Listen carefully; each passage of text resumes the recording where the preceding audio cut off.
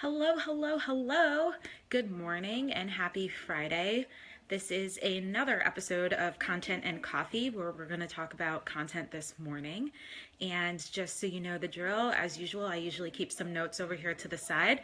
And the idea is that I'm able to keep track of anything I wanted to tell you guys in case there's anything missing.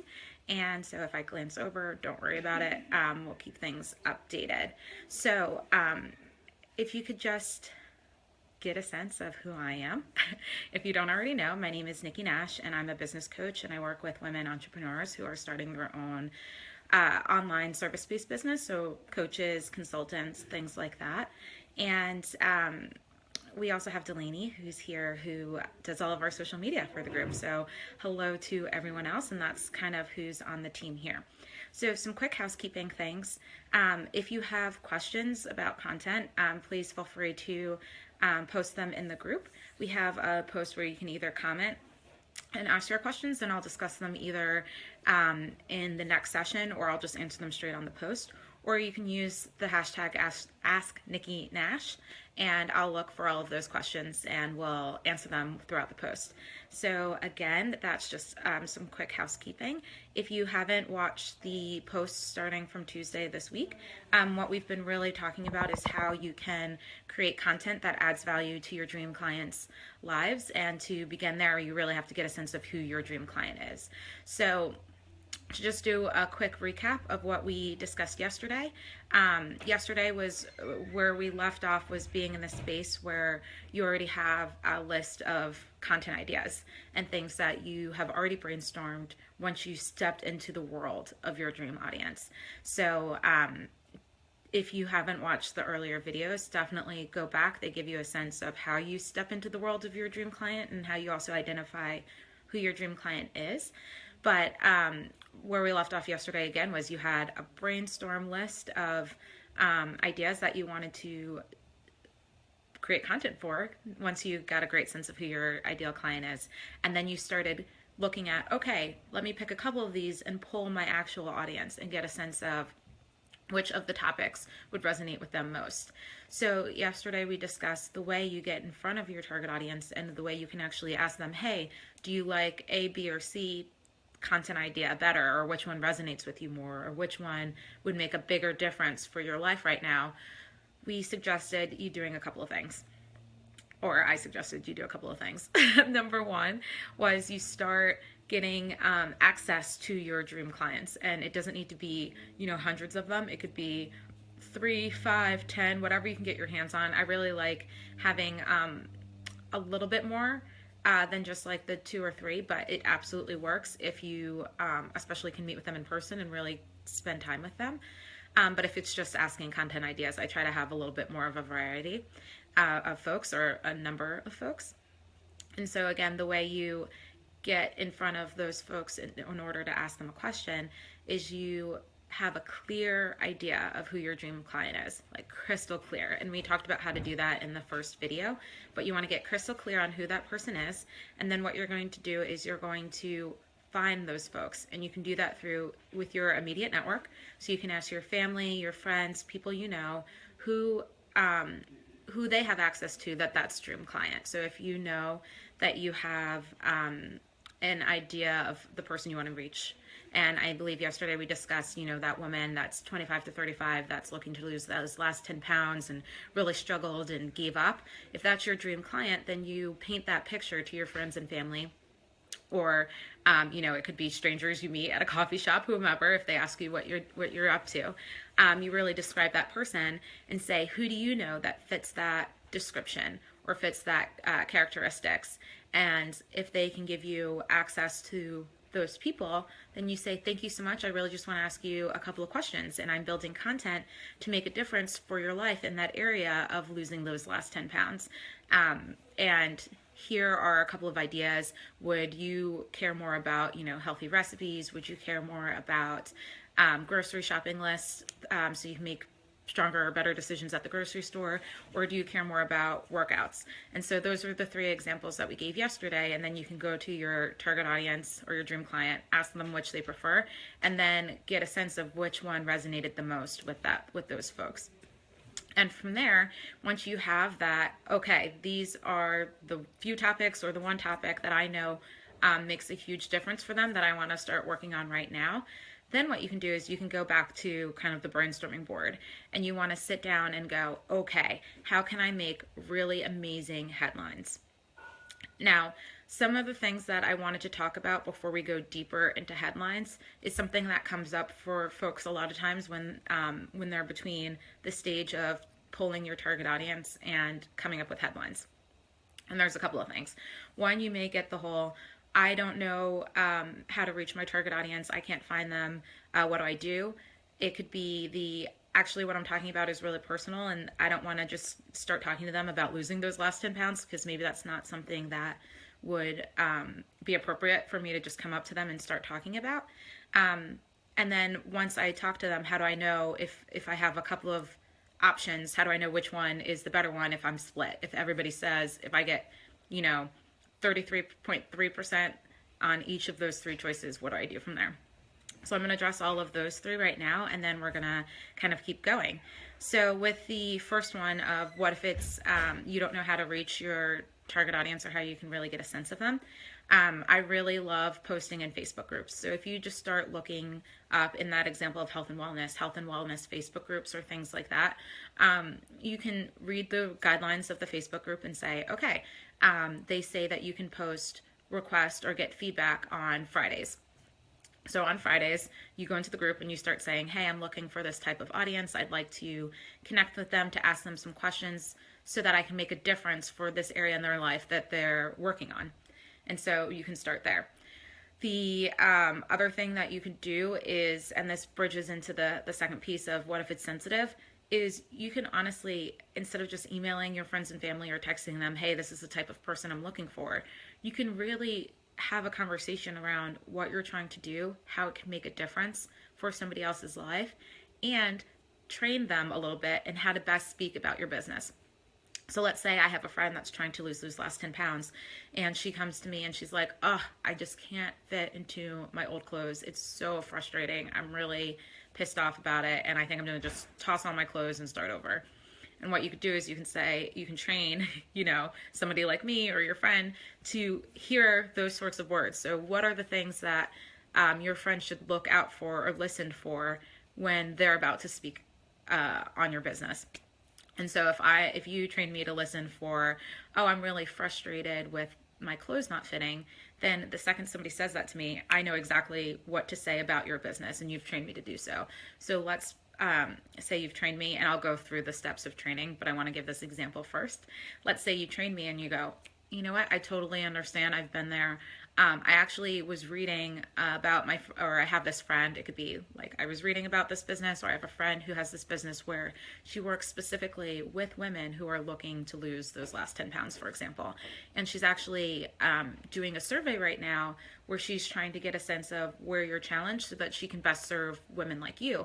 Would you be interested in me connecting you or sending you her survey or something along those lines so that you have access to her? She can make something that will be of more value for you, and it's kind of like a win-win. You're losing the last 10 pounds or having access to losing the last 10 pounds, and she's understanding the best way to serve you. And so that's an example. So along those lines, how you train someone to speak about your business is really, it's going to evolve. If I can tell you one thing, there is no such thing as perfect, and that's definitely going to come up later in this talk, but it's very much trial and error. So what you do is have conversations with people, and people will ask you questions. So if I say, I am working with women on losing those last 10 pounds, somebody may say, okay, well, what do you do? How do you help them lose those last 10 pounds? And I can say, well, I focus on nutrition, or I focus on, my main focus is on exercise, but I do have a nutrition background, and I make recommendations on what they can do from a nutritional standpoint. Whatever that area is, just get into a conversation with people and say, hey, if you come up across with friends, my typical things that my client may say are, I can't fit into my clothes, or I have this event coming up in like a few months and I really want to lose those last 10 pounds or lose 10 pounds to fit into my dream dress. Or it could be, hey, I have just a few more pounds, whatever those kind of trigger words are that if you were out listening to people, you would go, they might be perfect for me. Start paying attention to what words attract you to people from a business standpoint and jot them down.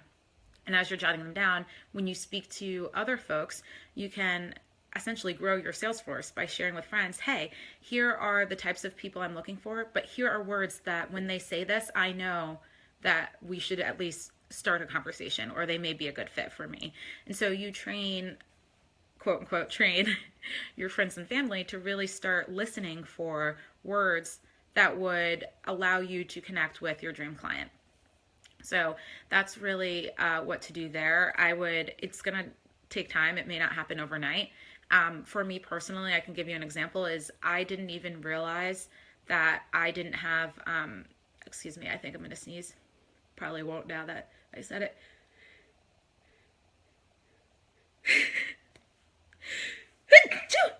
Excuse me. Whoa, excuse me. One of the things that happened for me is I joined this organization called BNI. And if you're not familiar with BNI, it's called, I think it's Business Networking International. And what it does is you meet with a group of people every week, and every person has a different business. So you may have like a chiropractor in the group. You may have a physical therapist in the group. You may have a personal stylist in the group. You may have a business coach in the group, and you may have a health coach in the group. And it could be a big variety, but the idea is each person in the group has a different area that they focus on so that nobody's competing for business.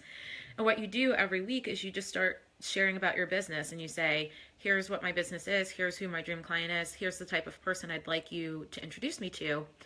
And what has made a huge difference is when folks said, okay, I know a lot of people. I'm a physical therapist, and people come in and out of my office all the time, and they talk to me about what's really going on in their life.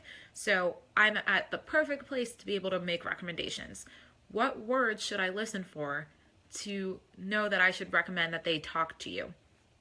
And being in those situations and having somebody ask me that question profoundly changed how I speak to my friends about what I do and what I would like them to listen for in order to recommend me. Because the reality is that if you have people in your life that are supportive of you and love you, or your clients have worked with you and they think you're amazing, they're the perfect people to recommend you.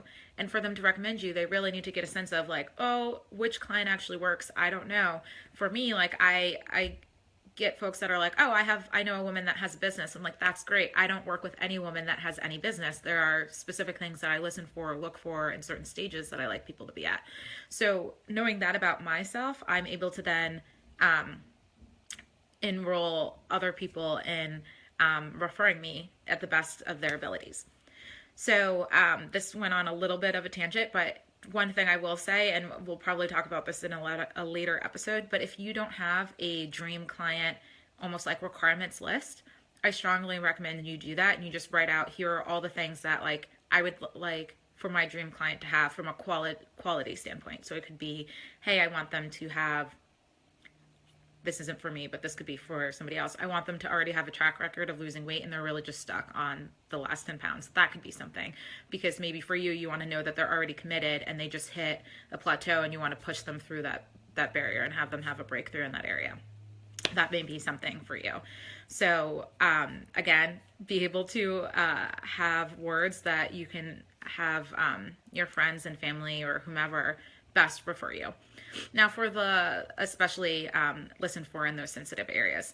Now the other piece that I spoke about, and I am sorry because I had it on the tip of my tongue and I lost it for a little bit, so I'm going to look at my notes real quick. But it was, you don't know where your target audience is, the area is sensitive, or you're really just not sure got it, how to get there. The third piece that I really wanted to speak to today was around this whole area of being perfect. And like, if you're like, I don't know which piece of content to go with, if there's like 3 options that were all equally receptive or resonated with my audience, if they're like, oh, I want all 3. The thing that is kind of like my biggest secret around marketing and really content as well, but specifically in marketing, is that no 2 things are guaranteed to work for the same business in the exact same way. It's pretty much like things may at the highest level be like, oh yeah, the more people that know about your business, the more likely somebody is to buy, or the more opportunities you have for somebody to buy. Like those general things, yes. But just because I wrote, or your competitor wrote a piece on 5 ways to drop 10 pounds in 10 days, I'm making this up, but maybe that was wildly successful for them, doesn't mean that it's going to be wildly successful for you. And you may sit there and go, I don't understand. Or you could have done something in the past and it worked amazingly, and then all of a sudden it's not working. The thing about marketing is that it's 100% trial and error and taking notes and tweaking. And so there's no sense of like, I need to get this perfect, the right, like before I can even put it out there, because the fact of the matter is that people have a very short attention span. So, you know, like as long as you don't do something that's like completely negative for your business, there's no getting it right. There's really just trying. And even if you do something that isn't maybe like perceived as you intended, just be open and honest about it and be like, hey guys, I put this out here. I truly apologize. I saw it as being, you know, lighthearted and fun, and it came across as being obnoxious. I'm making this up, but like those, just be transparent about it and be like, I'm truly sorry and I won't do it again. And I've learned a lot from this experience. Like people just care that you are real and straight with them. And for your business, it's just a lot of trial and error and see what works and what doesn't. So for example, I ran Facebook ads when I was first starting my business, because I have a background partially in media planning and buying. And I was like, this is going to be amazing. Everybody's going to like read this blog post because I'm going to boost it on Facebook and I know exactly how to do it. And then I found that like nobody clicked on it. Nobody was engaged. It was like a total flop. And what I realized is that the messaging just wasn't me. I think I was trying to think from like Nikki's corporate written messaging for brands as opposed to me just being myself. So it didn't work. Okay, fine. Tweak the messaging, try again. Then I tweaked the messaging, tried again. Bunch of people clicked through to the page that it was going to, but then nobody was really engaging on that page. And then I went, oh yeah, Nikki, think about it a little bit. You had a lot of people click because the ad messaging resonated, but the destination that you sent them to wasn't really like the same experience. It wasn't the same like realness of me. It was much more of like to the point, like, hey, sign up here, it'll be great, just trust me, as opposed to me just really speaking to my dream clients again. So it's really a lot of trial and error, and it's much better to get things out there and try it and see what works and what doesn't, than it is to try to perfect everything before it gets out. Because the longer you wait to put something out there for your business, to put out a piece of content, the longer you will have before you can make a difference and an impact with your target audience. So again, the 3 things that we're just talking about here today is really being able to ask your friends and family for support in connecting with your target audience, doing the same in Facebook groups. When you talk to your friends and family in Facebook groups, have a clear idea of what are those keywords that they should listen for in order to refer you to your dream client, so that you can ask them questions about like which piece of content should you go with. And then once you have idea of pieces of content, if you're at a place where there's like 3 of them that are equally received well, there's no such thing as being perfect, so don't stress about it. Pick one, try it out, see what works, get to a point where you're like, okay, I've picked this area, it's now working, move on to the next one. And continuously just like not being stuck in this need to be perfect. Don't be perfect, just do good enough. Good enough is good enough. And coming from corporate, this was incredibly hard for me to get, because I don't know if it's a woman thing or what, but for me personally, as a woman who used to work in corporate, I have this idea that things need to be perfect and look a certain way and be reviewed about like 5 billion times before it goes out there.